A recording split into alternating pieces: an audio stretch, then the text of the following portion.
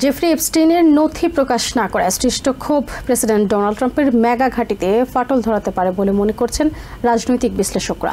Kansas state ইউনিভার্সিটির রাষ্ট্রবিজ্ঞানের সহযোগী অধ্যাপক ন্যাথানিয়েল বার্কহেডের মতে ট্রাম্প ও তার মেগা সমর্থকদের মধ্যে বিভেদ সৃষ্টির বড় কারণ হতে পারে এপস্টিন বিতর্ক। সমাজবিজ্ঞানী এবং নর্থ ওয়েস্টার্ন ইউনিভার্সিটির অধ্যাপক ব্রায়ান উজি বলেন, বহু বছর ধরে ডেমোক্র্যাটদের বিরুদ্ধে ট্রাম্প তার মেগা সমর্থকদের ব্যবহার করে এসেছেন।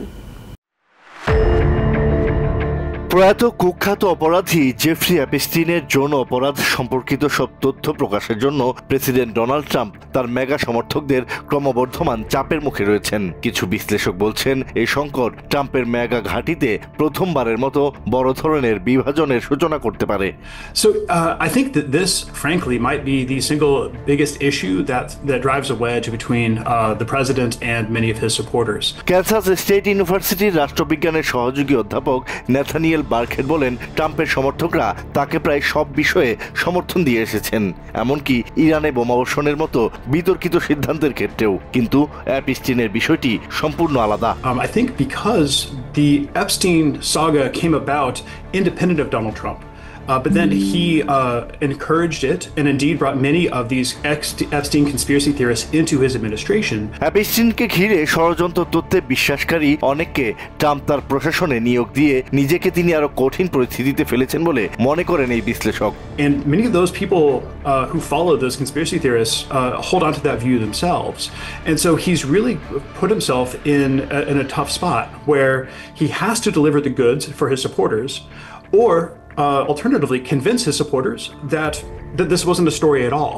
তবে এপস্টিনের নথিতে তেমন গুরুত্বপূর্ণ কিছু নেই। মেগা সমর্থকদের তা বোঝানো ট্রাম্পের জন্য সহজ নয় বলে মনে করেন আরেক বিশ্লেষক ব্রায়ান উজি। তার মতে ট্রাম্প প্রশাসন এপস্টিনের নথি প্রকাশ না করার কিছু অন্তর্নিহিত কারণ আছে। I think he has some underlying reason for not releasing the information, and it could be related to the thing that Musk leaked out about a month ago. ট্রাম্পের সঙ্গে বিবাদের জেরে তার প্রশাসন থেকে পদত্যাগের পর গত 6 জুন ইলন মাস্ক ট্রাম্পকে মেনশন করে এক্সে এক পোস্টে লিখেন, বড় বোমা ফেলার সময় এসেছে।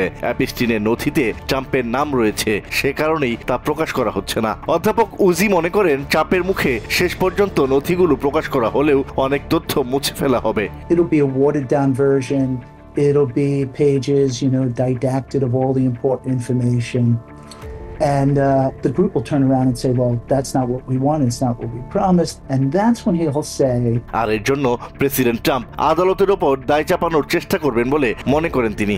And he's going to again blame it on something else that people in his MAGA movement also dislike, and that is the court system. এদিকে নিউ ইয়র্ক টাইমসকে দেয়া সাক্ষাৎকারে জেফ্রি এপস্টিনের সাবেক কর্মী মারিয়া ফার্মার জানিয়েছেন, তিনি এপস্টিনের কর্মী হিসাবে কাজ করার সময় ট্রাম্পের সাথে একটি অস্বস্তিকর পরিস্থিতির সম্মুখীন হয়েছিলেন।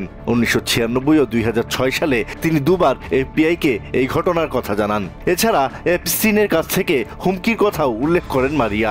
1996 সালে প্রথম জেফ্রি এপস্টিন এবং তার দীর্ঘদিনের সঙ্গী গিলেন ম্যাক্সওয়েলের বিরুদ্ধে যৌন নির্যাতনের অভিযোগ করেন মারিয়া ফার্মার। মারিয়া ফার্মারের সাক্ষাৎকারটি নিয়েছেন নিউ ইয়র্ক টাইমসের সাংবাদিক মাইকেল স্মিড। স্মিড বলেন, ওই নারীর সাথে ট্রাম্পের আচরণ অপরাধমূলক না হলেও তাতে ট্রাম্প এবং এপস্টিনের সখ্যতার বিষয়টি উঠে আসে। এপস্টিনের সাথে প্রভাবশালীদের জড়িত থাকার এমন বিবরণী জানতে চান মেগা রিপাবলিকানরা। আসাদ রিয়েল, TVN 24 নিউজ ডেস্ক।